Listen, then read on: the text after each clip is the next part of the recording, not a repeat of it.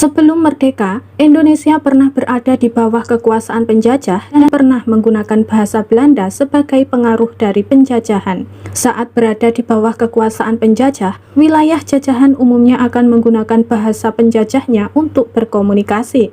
Negara-negara di Amerika Selatan juga sempat berada di bawah kekuasaan penjajah Spanyol, di mana pada akhirnya beberapa negara menggunakan bahasa Spanyol sebagai bahasa nasional setelah merdeka.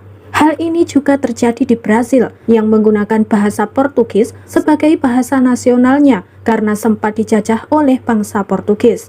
Hal yang menarik ketika Indonesia merdeka pada tahun 1945, bahasa Belanda tidak digunakan menjadi bahasa nasional Republik Indonesia. Hal ini mencerminkan semangat nasionalisme Indonesia yang kuat dan aspirasi untuk membangun negara merdeka dengan identitas budaya dan bahasanya sendiri. Penyebab lainnya adalah karena saat dalam masa penjajahan, Belanda tidak memaksakan penggunaan bahasa Belanda sebagai bahasa nasional negara jajahannya. Sebaliknya, bahasa Melayu yang kemudian menjadi dasar bahasa Indonesia lebih banyak digunakan dalam perdagangan dan interaksi sehari-hari.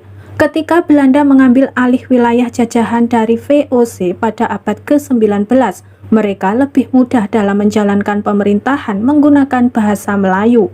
Namun baru pada awal abad ke-20, untuk mempertahankan kendali penuh atas wilayah jajahannya, Belanda mulai mengenalkan bahasa Belanda secara luas. Belanda mulai membuka sekolah-sekolah untuk penduduk pribumi yang menggunakan bahasa Belanda sebagai bahasa pengantar dalam pendidikan dan membatasi penggunaan bahasa asli penduduk setempat. Namun semua itu sudah terlambat karena penduduk pribumi sudah disatukan dengan bahasa Melayu yang kemudian berkembang menjadi bahasa Indonesia. Sumpah Pemuda pada tahun 1928 yang mengikrarkan berbahasa satu bahasa Indonesia menjadi tamparan bagi pemerintah kolonial Belanda karena upaya penyebaran bahasa Belanda telah gagal. Akhirnya, pada saat proklamasi kemerdekaan Indonesia pada tahun 1945, bahasa Indonesia sudah menjadi bahasa yang kuat dalam perjuangan nasional dan menjadi bahasa nasional Indonesia.